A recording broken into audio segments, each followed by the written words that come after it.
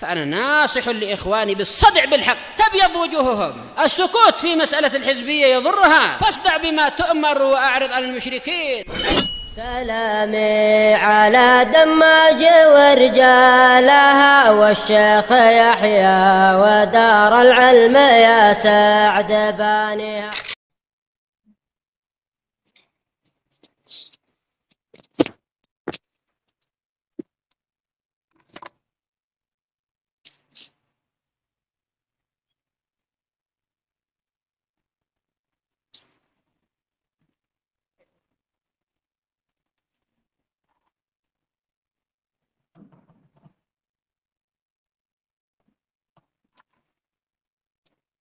Bismillahirrahmanirrahim.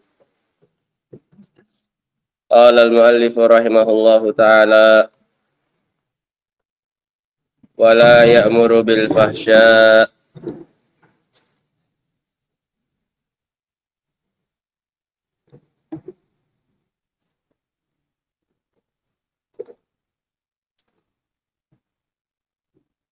mulai besok sebelum taklim udah disiapkan semua ya Pak. Selesai azan mic-nya langsung disiapkan aja. Paham ya? Nah, jadi enggak pas sudah ini baru masuk ribut ini ya. Nah. Qala al-muallif rahimahullahu ta'ala wa qawluhu wa la ya'muru bil fahsya, dan Allah Subhanahu wa ta'ala tidak memerintahkan dengan perbuatan yang keji. Wa dalilu qawluhu ta'ala, dan dalilnya adalah firman Allah Ta'ala, Qul innallaha la ya'muru bil fahsya.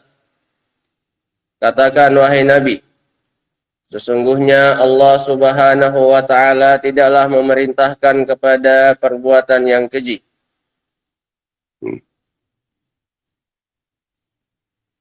Li'annahum idza fa'alu fahisyah, dikarenakan mereka jika melakukan perbuatan keji. Dalam tafsir Ibnu Katsir disebutkan bahwasanya perbuatan keji yang mereka lakukan selain kekufuran mereka adalah tawafnya wanita di sekitar Ka'bah dalam keadaan telanjang. Jika mereka tidak mendapati pakaian selain yang mereka kenakan yang telah digunakan untuk bermaksiat kepada Allah Subhanahu wa Ta'ala. Oleh karena itu mereka menyediakan baju khusus dari orang-orang Quraisy yang disebut dengan al-humus. Barang siapa yang ingin tawaf maka harus melepas pakaiannya yang ia kenakan, yang telah pernah ia pakai untuk melakukan kemaksiatan kepada Allah. Sehingga untuk tawaf kata mereka nggak boleh kecuali harus baju yang bersih, yang belum pernah dipakai untuk maksiat. Kalau mereka tidak mampu membeli dari orang Quraisy baju humus tersebut, maka jika dia tetap ingin tawaf, maka silakan dia tawaf dalam keadaan telanjang. Paham ya? Ini perbuatan keji mereka. Dipaksa seseorang untuk tawaf dalam keadaan telanjang jika dia tidak memiliki pakaian selain pakaian yang pernah ia pakai untuk bermaksiat kepada Allah Subhanahu wa Ta'ala. Nah,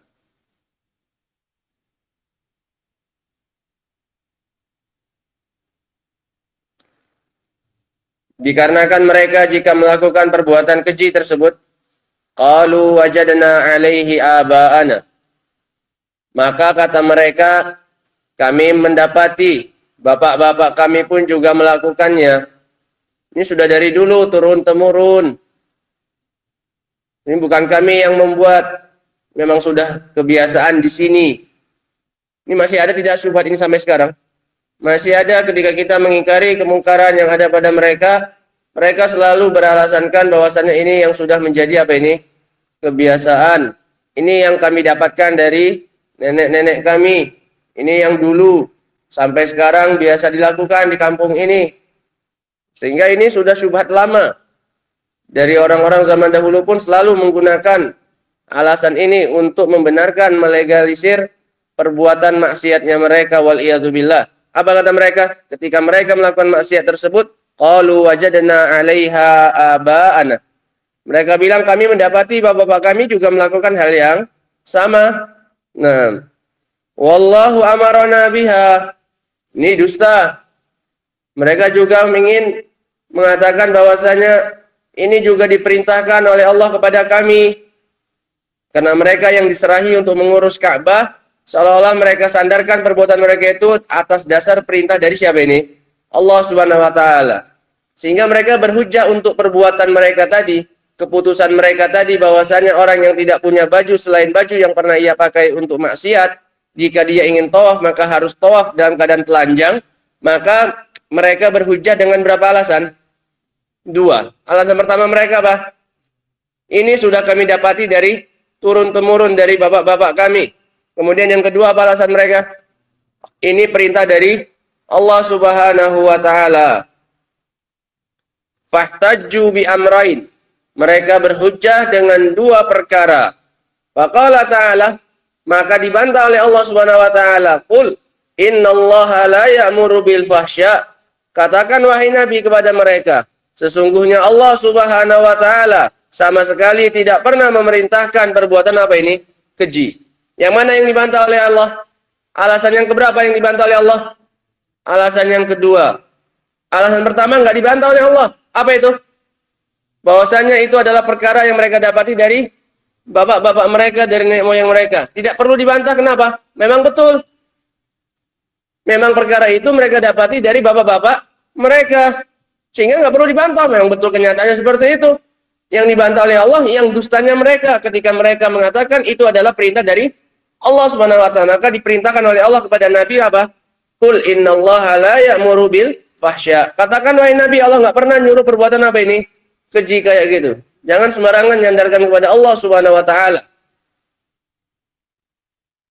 Wasakata an qaulihim, dan Allah diam dari ucapan mereka. Wajadna 'alaiha aba'ana.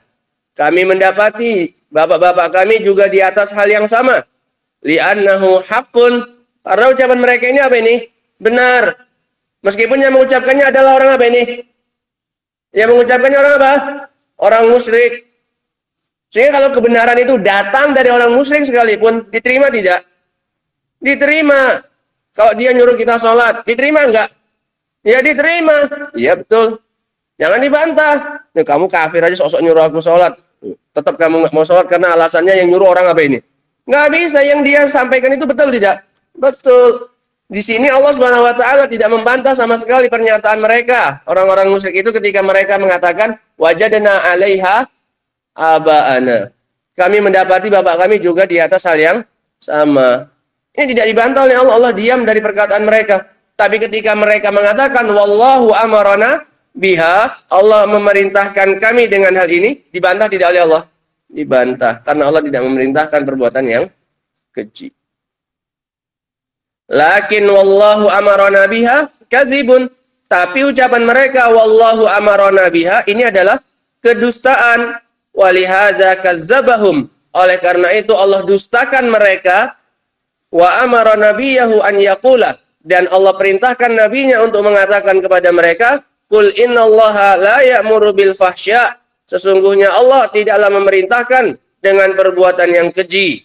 Walam yaqul, dan Allah tidak mengatakan walam yajidu 'alaiha aba'ahum. Mereka tidak mendapati ayah-ayah mereka di atas hal itu. Tidak. Karena memang itu sesuai dengan kenyataan. Nah, li'annahum qad wajadu 'alaiha aba'ahum. Karena mereka memang benar-benar telah mendapati bapak-bapak mereka di atas hal tersebut. Nah. Qala rahimahullah qauluhu wa la yarda li ibadihil kufr. Dan Allah Subhanahu wa taala tidak ridha untuk hamba-hambanya kekufuran. Liqaulihi ta'ala, karena Allah mengatakan, in takfuru fa innallaha ghaniyun ankum. Jika kalian kufur, maka sesungguhnya Allah tidak butuh kepada kalian. Kita semuanya kufur, Allah nggak rugi sama sekali. Allah tidak butuh kepada kita kalau memang kita ini semuanya mau kufur kepada Allah Subhanahu wa taala. Wala yarda li ibadihil kufur. Dan Allah tidak meridai untuk hamba-hambanya kekufuran. Lakin yaqdiru an yakfuru. Wala yalzam min taqdirihil kufur ay yakuna radiyan bihi subhanah. Akan tetapi Allah Subhanahu wa taala menakdirkan untuk mereka itu apa ini? Kufur. Allah takdirkan tidak mereka untuk kufur. Allah takdirkan walakin yuqaddiru an yakfuru. Allah takdirkan mereka untuk kufur. Wala yalzam min takdirihil kufur ay yakuna radiyan. Dan tidak mesti kalau Allah menakdirkan kekufuran berarti Allah ridho dengan apa ini? Kekufuran. Kekufurannya terjadi dengan keinginan apa ini? Kauniyah. Nah, mafhum ya? Tapi tidak diingin oleh Allah secara apa ini? Syar'iyah. Sehingga nggak ada masalah. Tetap Allah yang menakdirkan kekufuran itu, tapi tidak mesti, nggak berarti bahwasanya Allah ridho dengan apa ini? Kekufuran tersebut. Nah, bal yuqaddiruhu wa huwa yakrahuhu wa yaskhutuh. Bahkan Allah menakdirkannya dalam keadaan Allah membencinya dan murka kepadanya. Tetap Allah ciptakan. Untuk apa? Ya, untuk hikmah yang banyak. Nah, wallahu a'lam bishawab. Ini dua ya ikhwan, perkara yang tidak dicintai oleh Allah Subhanahu wa taala. Ini untuk menggambarkan bahwasanya Allah Subhanahu wa taala ketika menakdirkan perbuatan-perbuatan yang tidak Dia senangi, itu tidak menjadikan perbuatan tersebut keluar dari takdirnya siapa ini?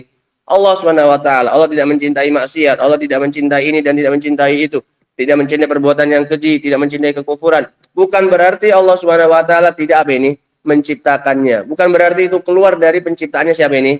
Allah Subhanahu wa taala. Itu semua tetap diciptakan oleh Allah meskipun Allah Subhanahu wa taala tidak apa ini? Meridhoinya dan mencintainya. Paham ya? Ini kan pembahasannya masih terkait apa? Bahwasanya segala sesuatu diciptakan oleh siapa ini? Allah. Bahkan perkara-perkara yang tidak baik seperti ini pun, yang tidak dicintai oleh Allah pun, tetap yang menciptakannya adalah siapa ini? Adalah Allah Subhanahu wa taala. Nah, sehingga dengan memahami kaidah seperti ini, ikhwan, kita bisa keluar dari keyakinannya orang-orang Majusi dan yang semisal dengan mereka, orang-orang Mu'tazilah yang menyatakan bahwasanya perbuatan maksiat, perbuatan keji itu bukan hasil ciptaannya siapa ini? Allah Subhanahu wa taala. Orang Majusi larinya kemana? Oh, penciptanya ada yang lain. Pencipta kebaikan lain, pencipta kejahatan apa ini? Lain. Sehingga mereka menetapkan lebih dari satu apa ini? Pencipta. Orang-orang Mu'tazilah juga sama. Allah tidak menciptakan perbuatan maksiat. Yang menciptakan perbuatan itu adalah siapa ini? Hamba itu sendiri. Nah, sehingga dengan ini kita bisa selamat dari pemikiran-pemikiran sesatnya mereka. Wallahu taala alam bisawab. Subhanakallah bihamdika asyhadu an la ilaha illa anta astaghfiruka wa atubu ilaik. Walhamdulillahirabbil alamin.